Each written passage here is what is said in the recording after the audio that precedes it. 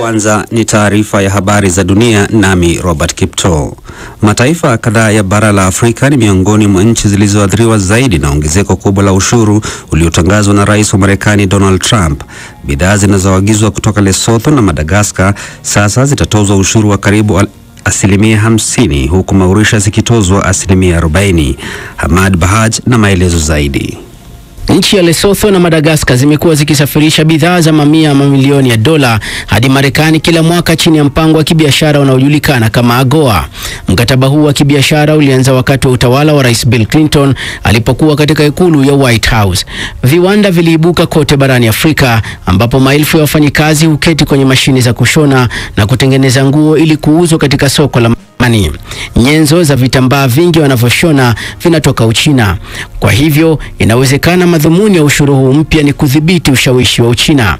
Lakini maelfu ya wafanyikazi wa Kiafrika watakuwa katika hatari kubwa sana ya kupoteza na mapato yao kutokana na hatua hii ya Marekani. Taifa la Hungary limetangaza kuwa litajiondoa kama mwanachama wa mahakama ya kimataifa ya uhalifu wa jinai ICC. Tangazo hilo limechapishwa kwenye mtandao wa kijamii wa mkuu wa watumishi wa umma katika ofisi ya waziri mkuu wa Hungary, na amesema kuwa hatua hiyo inaanza kutekelezwa mara moja. Hatua hii imejiri huku waziri mkuu wa Israel Benjamin Netanyahu, ambaye mahakama hiyo ya ICC imetoa kibali cha kukamatwa kwake, akianza ziara nchini humo. Akiongea wakati wa mkutano wake na rais wa nchi hiyo Viktor Orbán, Netanyahu alipongeza hatua hiyo ya Hungary ya kujiondoa kama mwanachama wa mahakama ya ICC. Netanyahu aliwasili katika mji mkuu wa nchi hiyo mapema hii leo, na utawala wa nchi hiyo ulisema kuwa waranti hiyo iliyotolewa na mahakama ya ICC ya kukamatwa kwa bwana Netanyahu haitatekelezwa nchini humo. Rais wa Uganda Yoweri Museveni leo amefanya ziara rasmi nchini Sudan Kusini, ambako kuna wasiwasi mkubwa ya kusuka upya kwa mapigano ya wenyewe kwa wenyewe kufuatia mzozo kati ya rais wa nchi hiyo Salva Kiir na naibu wake Riek Machar, ambaye kwa sasa yuko chini ya kifungo cha nyumbani tangu wiki iliyopita. Victor Kinani na maelezo zaidi. Uganda imetuma wanajeshi wake nchini humo ili kumuunga mkono Rais Kiir baada ya jeshi la nchi hiyo kushambuliwa na waasi ambao serikali ya nchi hiyo imedai ni waasi watiifu kwa bwana Riek Machar. Alipowasili, Museveni alielekea moja kwa moja hadi ikulu ya Juba ambako walifanya mazungumzo ya faragha na mwenyeji wake kujadili jinsi ya kutatua mzozo unaokumba taifa hilo changa zaidi duniani. Mwaka wa 2018 Salva Kiir na Riek Machar walisaini mkataba wa amani uliomaliza vita vya wenyewe kwa wenyewe vilivyosababisha zaidi ya thuluthi moja ya raia wa nchi hiyo kuhama makwao. Hiyo jana wapatanishi wa Muungano wa Afrika waliwasili mjini Juba ili kujumuika katika mazungumzo hayo ya amani kati ya Rais Kiir na makamu wake Riek Machar. Waziri wa mambo ya nje wa Marekani Marco Rubio ameambia mataifa ya muungano wa NATO kwenye mkutano uliofanyika mjini Brussels, Ubelgiji, kuwa anataka nchi hizo kumhakikishia kuwa zimetenga asilimia 5 ya mapato yake ili kufadhili ulinzi. Rubio alitumia mkutano huo kuhakikishia wanachama wa NATO kuwa Marekani haitajiondoa kama mwanachama wa muungano huo, na kukariri kuwa Marekani ni mwanachama mahiri tangu zamani, lakini amesema anataka kuondoka kutoka kwa mkutano huo huku kukiwa na maafikiano kuwa mataifa hayo yote wanachama yatatenga asilimia 5 ya bajeti yao kwa ulinzi. Na wanajeshi wa majini nchini Ugiriki wamesema kuwa miili 7 ya wahamiaji haramu wakiwemo watoto 2 imeopolewa kutoka kwa mashua moja iliyozama katika kisiwa cha Lesvos iliyoko katika bahari ya Aegean. Wahamiaji 23 waliokolewa. Wahamiaji wengi hasa kutoka bara la Afrika, Asia na eneo la Mashariki ya Kati hupenda kupitia Ugiriki wakielekea bara Ulaya. Mwaka uliopita Ugiriki ilipokea idadi ya pili kwa ukubwa ya wahamiaji haramu baada ya taifa la Italia ambalo ndilo lililopokea wahamiaji zaidi miongoni mwa mataifa ya kusini mwa bara Ulaya. Hii ni BBC. Shukran Robert Kipto kwa taarifa ya habari za dunia. Msikilizaji, ukiwa Tanzania, matangazo ya Dira ya Dunia unaweza kuyasikiliza kupitia Radio Free Africa, Bomba FM na Loliondo FM. Nchini Uganda ni Voice of Karamoja, Radio Kitara na Radio Lira. Nchini Kenya ni Nyota FM pamoja FM na Gulf Radio. Huko Jamhuri ya Kidemokrasia ya Kongo ni Radio Muungano Beni. Aidha yako moja kwa moja kwenye tovuti yetu bbcswahili.com na kwenye Facebook BBC Swahili. Karibu tena msikilizaji, mimi ni Sarafi Sarafina Robi na mwenzangu ni Karo Robi. Karibu Karo. Asante Sarafina. Msikilizaji, tunaanza na taarifa hizi za sera zilizobadilika za kiuchumi za Marekani, ambako uamuzi wa rais wa Marekani Donald Trump kutangaza ushuru mpya kwa bidhaa zinazoingizwa Marekani kutoka ulimwenguni kote umekosolewa vikali na mataifa kadhaa, ikitajwa kuwa na athari katika uchumi na biashara ulimwenguni. Umoja wa Ulaya, China na mataifa mengine makubwa yalolengwa yameelezea kukadhabishwa na kitendo hicho cha Marekani. Phyllis Mwate na maelezo hayo. Katika sherehe iliyofanyika katika ikulu ya White House, Rose Garden, Trump alitangaza siku ya tarehe 2 mwezi wa Aprili kama siku ya ukombozi wa Marekani, na akatangaza kwamba atatoza ushuru bidhaa zinazoingia nchini humo, ushuru ambao haujaonekana tangu mwanzoni mwa karne iliyopita. Trump aliweka ushuru wa kulipiza kisasi wa 34% dhidi ya China, 20% dhidi ya Jumuiya ya Ulaya, 24% dhidi ya Japan na 26% dhidi ya India, miongoni mwa nchi zingine. European Union, they're very tough, very tough traders. Umoja wa Ulaya ni wafanyabiashara wagumu tena sana. Unajua, unafikiria Umoja wa Ulaya wana urafiki sana? Wanatunyanyasa, na inasikitisha sana kuona hili. Inasikitisha sana. 39% tutawatoza 20%. 39%. We're going to charge them 20%. Waziri wa fedha wa Ujerumani Georg Kukies ameiambia BBC kwamba anatazamia jibu kali kutoka kwa Umoja wa Ulaya, kwani wanakabiliwa na ushuru wa 20% kwa bidhaa zote. Amesema sio jambo la busara kufikiria kuwa mambo yatakuwa bora ikiwa Brussels itaruhusu tu tangazo hilo, lakini akasisitiza kuwa umoja huo unasalia wazi kwa mazungumzo. China, ambayo ni mojawapo ya nchi zilizoathirika zaidi, imesema vilevile itachukua hatua za kukabiliana na Marekani. Victor Gao ni makamu wa rais wa kituo cha China na utandawazi CCG chenye makao yake makuu mjini Beijing. President Trump and his government Rais Trump na serikali yake wametangaza vita vya ushuru, sio dhidi ya Uchina pekee, bali ni ulimwengu mzima. Hili ni jambo la kushangaza na halijawahi kushuhudiwa. Sikumbuki kitu kama hiki kutokea katika kipindi cha miaka 100 iliyopita. In the past 100 years or so. Naye waziri mkuu wa Uingereza Keir Starmer amesema hakuna mpango ambao umekamilika kabisa, ikiwa ni suala la jibu kwa hatua hizo za ushuru, lakini amesema kwamba uamuzi wowote utakaofanywa utayaweka mahitaji ya nchi hiyo kwanza.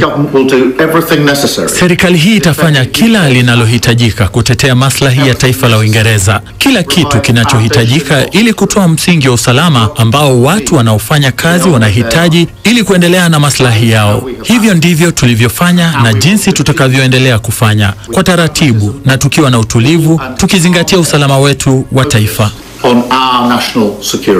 Akizungumza mjini Berlin, chansela wa muda wa Ujerumani Olaf Scholz alikosoa vikali sera ya Donald Trump kuhusu ushuru na kusema kwamba bila shaka Ulaya itajibu. Hili ni shambulio dhidi ya utaratibu wa kibiashara ambao umeleta ustawi kote duniani. Uchumi mzima wa dunia utaathirika kwa sababu ya maamuzi haya yasiyokuwa na mwelekeo. Serikali ya Marekani inachukua hatua ambazo mwishowe kila mtu ataathirika. Ujerumani na Ulaya zinasimama kwa mpango wa biashara huru. Tunaamini katika ushirikiano, si makabiliano, na tutatetea maslahi yetu. Majibu ya Ulaya yatatolewa kwa nia ya umoja. Utakuwa uamuzi thabiti na unaofaa kwa Marekani. Na akizungumza na waandishi wa habari mjini Tokyo, waziri mkuu wa Japan Shigeru Ishiba amezitaja hatua hizo kuwa za kusikitisha. Tulikuwa tukiomba serikali ya Marekani kuangalia upya hatua zake za ushuru wa upande mmoja katika viwango tofauti, na tumesikitishwa sana na tunasikitika kwamba hatua kama hizo bado zimetekelezwa. Kaimu rais wa Korea Kusini Han Duck-soo amesema vita vya kibiashara duniani vimekuwa jambo la kweli na kwamba serikali yake itakuwa ikitafuta njia za kuondokana na mzozo wa kibiashara baada ya nchi hiyo ya Asia Mashariki kuwekewa ushuru wa kiwango cha 25%. Phyllis Mwate, BBC. Masoko ya hisa duniani yamesuasua kufuatia hatua hiyo ya Trump ya kuongeza ushuru wa bidhaa zinazoingizwa nchini humo kuanzia London, Paris, Berlin hadi Asia. Lakini bei ya dhahabu imepanda kwa kiwango kikubwa. Wafanyabiashara wana wasiwasi uamuzi wa Marekani utakuwa na athari kwa uchumi wa dunia ambao utarudisha nyuma hatua zilizoafikiwa baada ya miaka mingi ya kujaribu kuleta mazingira ya biashara huru. Beldin Waliaula na taarifa zaidi.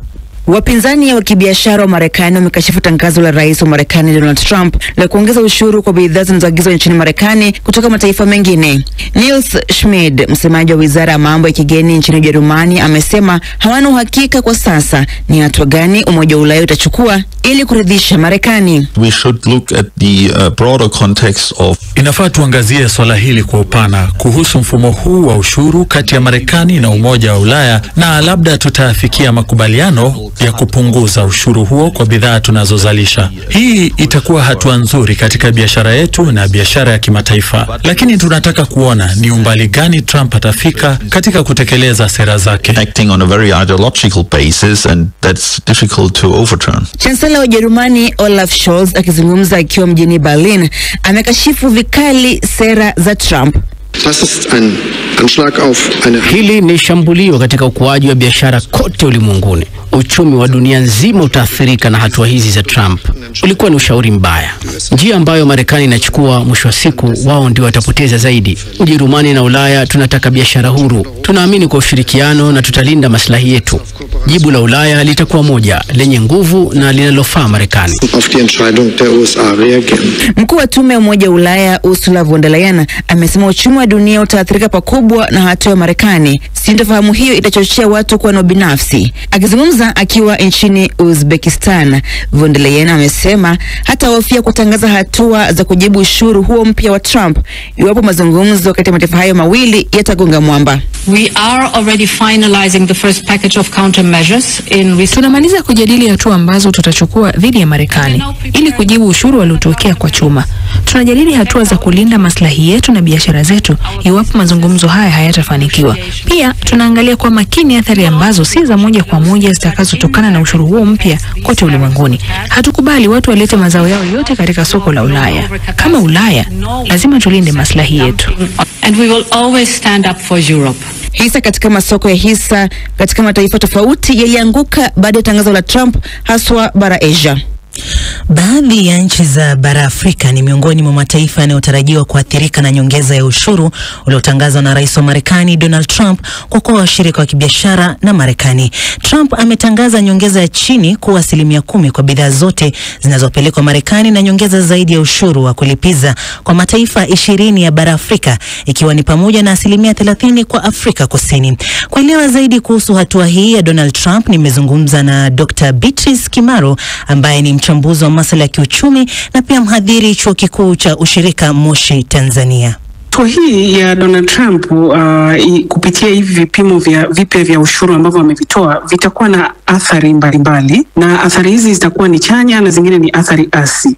Athari chanya ni kwa taifa la Marekani peke yake, kwa maana ya kwamba sekta yake ya viwanda itakuwa na bidhaa zake ndani ya nchi zitaongezeka mauzo ikilinganishwa na bidhaa zinazotoka nje. Lakini athari hasi kwa mataifa haya ya Afrika Mashariki ni kwanza itapelekea kupungua kwa mauzo. Kwa mfano, ukitizama sekta ya nguo ambayo inafanywa na mataifa kama Kenya pamoja na Ethiopia, maana yake bei za bidhaa za malighafi hizi au za nguo hizi zinazotoka kwenye mataifa ya Afrika Mashariki zitapungua, na hivyo zitapelekea mshindani wake mkubwa ambaye ni mataifa kama Bangladeshi na Vietnam wataweza kufaidika zaidi na soko la Marekani. Zaidi ya athari hizo, Afrika na Marekani ilikuwa na mkataba wa pamoja wa kibiashara almaarufu AGOA. Je, nini hatma ya ushirikiano huu? AGOA inaweza kutumika kama silaha ya kisiasa. Kwa mfano, utakumbuka mwaka 2021 nchi au taifa la Ethiopia liliondolewa kwenye mkataba wa AGOA, lakini Afrika Kusini yenyewe inaweza kukabiliwa na vitisho vya kukatwa kwenye faida za AGOA kwa sababu msimamo wake wa kisiasa. Utakumbuka nchi kama